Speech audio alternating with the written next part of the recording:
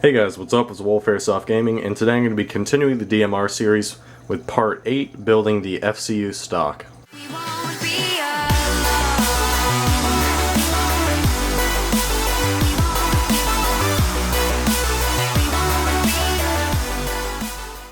Okay, so the first thing to do, ignore that this part is on right now. First thing to do is to test your fusion engine. So make sure everything else is working properly before we dive into this, so you can help with troubleshooting if there is any, and it's always good practice. So what I'm going to do is I'm going to plug in the wiring harness to the FCU. Next, I'm going to be connecting the battery to the FCU. And you can see that it is in shot mode. So I'm going to go ahead and fire on safe. Now there's no air connected, but you will be able to hear the electronic solenoids. Semi. And full auto. Semi. And safe again. Alright, so all of our firing modes are working well. The electronic system is online.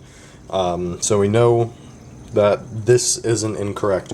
So when we go ahead and extend the wiring and do all that, we can factor out some problems if there is any. Alright, so as you can tell, I've already decided to Dremel off the bit that was retaining stock on this, and I believe that was its only function. There was a roller pin that would have gone there, but I've taken the entire bottom unit off. I just Dremeled it off with a cutoff disc. And so the FCU wire runs there is a buffer tube underneath this, so it runs through the exterior buffer tube, which is what the UBR attaches onto, and it runs alongside that, not inside the first buffer tube. Nothing's inside that besides the screw going into the gearbox, and it runs through the bottom here and it pops out right there. So you have this screw right here that I actually picked up because the one that I had originally got lost, or maybe it wasn't there. So that's securing this piece to the buffer tube that's attached to the gun.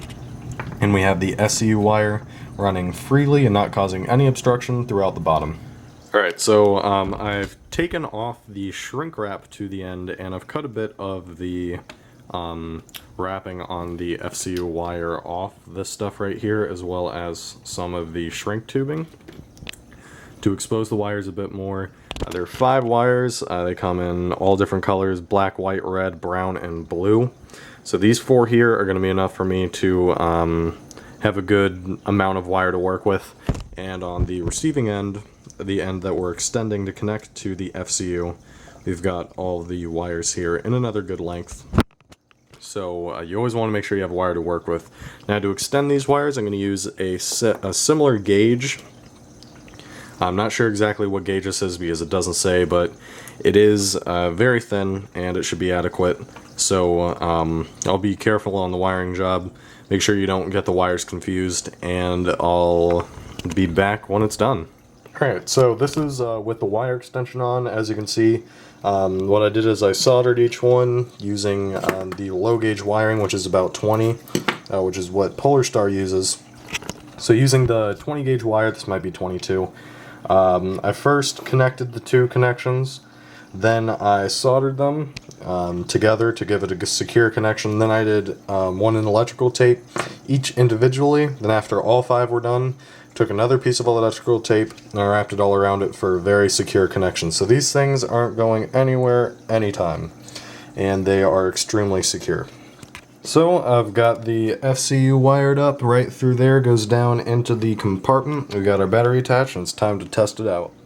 So semi and full, and the electrical connections are working perfectly. Thank you guys for watching this episode. Hope it helped you out. If you have any questions about the stock, leave it down below and I'll be able to answer your questions. So that about wraps it up for this episode of Polarstar Gaming. Hope you guys enjoyed the video, and I'll see you in the next one.